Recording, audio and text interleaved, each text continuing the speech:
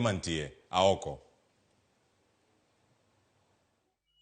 Akwanya mana kama na Ochakore eni antiere kituo kata polling center miluongo ni Uhuru Gardens. Kama antiere nyaka sani onge chenro mora mora mosechako timore mar goyo ombulu. Oganda no biro kaendi chakre saa 10 gotieno ka ging'e ni gidhi chako go ombulu nyaka sani. Onge gimoro mora matimore, ballot boxes pok ochopo, afisas mag IEBC pok ochopo. Koro jopiny ni kaendi gin be gineno ka gima ok gimor gi wach ni koth be koro chako chwe to maendi en garden. Manyiso ni onge ot manyalo ji nyalo buoke mana tent moro achiel ariyo. To mathoth adwa mana wuoye gi moko kuom jok mantiere kaendi mano mondo kaendi mar biro go ombulu mondo to ginyiswa ni to gineno nade kata wach ni gikawo nade. Chakna cheka gi nyingi. Iluonga ni Akodhe Peter. Ago ombulu mara Uhuru Garden polling center. Biro kaya so saa 10 kodong dakika 15. Namba 1 to nyaka sani gima wuoro ni jowetewa magocho e polling station mamoko osegochonwa nikech watudore kodgi, gin gisego ombulu. Wan onge ng'ato ang'ata mosego ombulu. Asebedo ka gocho kaendi chakre 2013, 2017, koro ma ne dhi bedo mar adek. Kendo nan gi ilo gi mor mondo mi amondi atiekra kod ombulu mondo adoge oda. Police onge, IEBC officials onge, ng'ata ma otenore kod joka IEBC onge. Koro ok wang'e ni to ang'o madhi mbele, ang'o matimore, odhierowa kendo mako dhodwa. Koro luoro mari en mane? Luoro mari kech aneno ka sani koro dhi saa 2 to onge ng'ata mosebiro ka. Luoro mari en mane? Luoro mara en ni nyaka bed ni nitiere gimoro madhi mbele. Dhano nyaka bed ng'at maparo. Ka kuonde mamoko gik moko dhi mbele to ka onge, nyaka bed gi chich ni nyaka bed ni nitiere gimoro madhi mbele moko onego bed ni timore to sani kuro timore. Kama na wayudo ng'at machielo, njoo tueleze tu labda ulifika hapa saa ngapi na hadi kufikia sasa unaona hali iko vipi katika kituo hiki? Anza tu kwa jina. Naitwa Gregory Nzioka. Mimi nilifika hapa tangu saa 1:30 na mpaka sasa bado hatujaona chochote kinaendelea. Hao watu wa wa IEBC bado hatujaona hata mmoja. Na tujui ni nini inaendelea mpaka sasa. Hofu yako labda ni nini hadi kufikia sasa? Wakija tutapiga kura na tuelekee. Asante sana. Mami, njoo kidogo tunielezee wewe ulifika hapa mwendo wa saa ngapi na hadi kufikia sasa hali iko vipi? Mimi nilikuja hapa kutoka saa 11. Kwa jina naitwa Rebeka Wanjiro. Nimekuja hapa kutoka saa 11. Na mpaka saa hii hata sijaona kunaendelea vipi. Sababu hata sioni watu wa IEBC wakija kukuelezea iko hivi ama iko hivi. Tumekaa tu box ijakuja hata tujielewe tunaenda wapi. Sasa hata wengine wamechoka wanataka kwenda nyumbani. Sababu huwezi ukakaa saa hii hata sijakunywa mpaka chai na mpaka saa hii niko hapa. Sasa hiyo ni haki na nataka kuchagua mwenye nataka. Si haki nikienda atachaguliwa na nani? Namba itakuwa imepungua. Wayudo ng'at mogi kaendi, chakata gi nyingi tijisa nini neno kawe chalnade.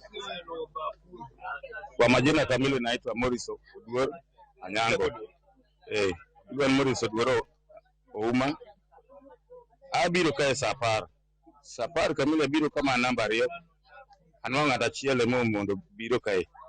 Koro wasebet kama nyaka nende mabe wasedawre kae. To mondo mar ng'ato mondo kamigo e kura imondo mar mondo igo kura chon. Ikibed ni ichungi fole na menga makoro dendi jony winjo kata koro dendi. Igine, iwinjo koro fuonde ni ojony. Mano e gima miyo ng'ato we nindo ne mapema mondo mond kamigo e kura. To koro wawuoro ang'o motimore e IEBC. Onego bed kata ni ginyisowa ni nitiere shida kama e motokea. Emomiyo to koro wabedo aware. To koro muda ni tete wan wakia nang'o madhi mbele. Koro gima awacho ni chieng' moro machielo kata ka uchaguzi moro itimo. Oyiere kendo jatelo moro manyalo chung'ni kura yo moro masasa. Nikech gigi oserochre kochakre nyoro. Moko winjo kura moko daraka nithi. Okel mopogre. Gine marwa government gine governor marwa ma Mombasa be sani ok wanyal gon kura. Sani wago kura 5. Koro ken gima ber mano girocho ratiro marwa kaka wan jo Mombasa. Kama na tumalizie tuelezee pengine hisia sasa. Sasa ulifika hapa saa ngapi? Mimi nimefika saa 11. Mi Joseph Mrisa Ndoro. Nina hasira sana kwa sababu baloni hasifiki na mimi nina hasira bana. Mimi nimerauka ili niwe wa kwanza kupiga kura. Saa hii hapa wenzangu wanapiga kura, mimi sijapiga kura. Yaani naumwa sana mimi. Sasa sijui baloni wataleta saa ngapi.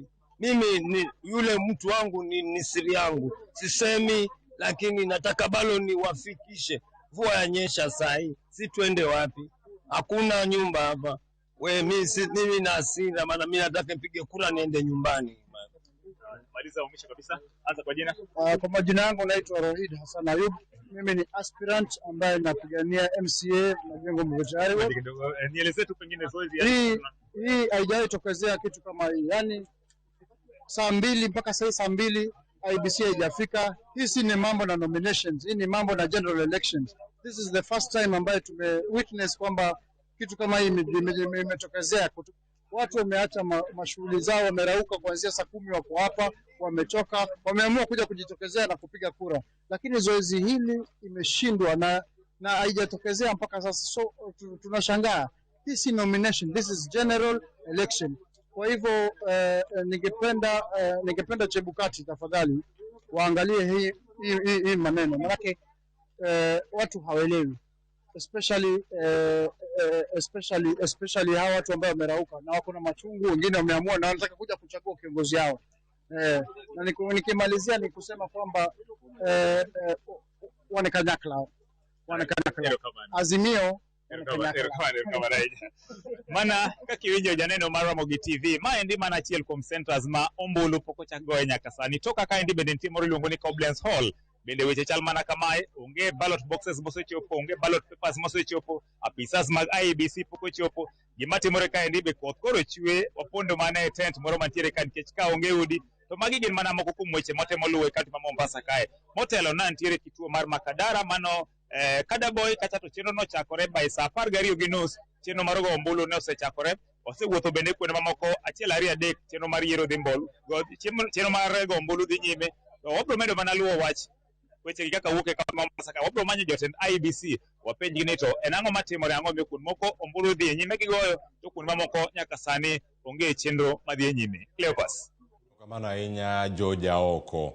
Wach mantiere kanyo ma dewaer mar ng'eyo ka duogo ni nyaka sani seche 2 osekalo are ne yaw chenro mag luto ombulu e konde mag piny Kenya. En ang'o matimore ka yudogi, ang'o yudogi go madhi nyime, koth chwe to chieng' rieny. Akia ni en adier en ang'o matimore e kinde go duto. Ka mano pod warito e kaunti ma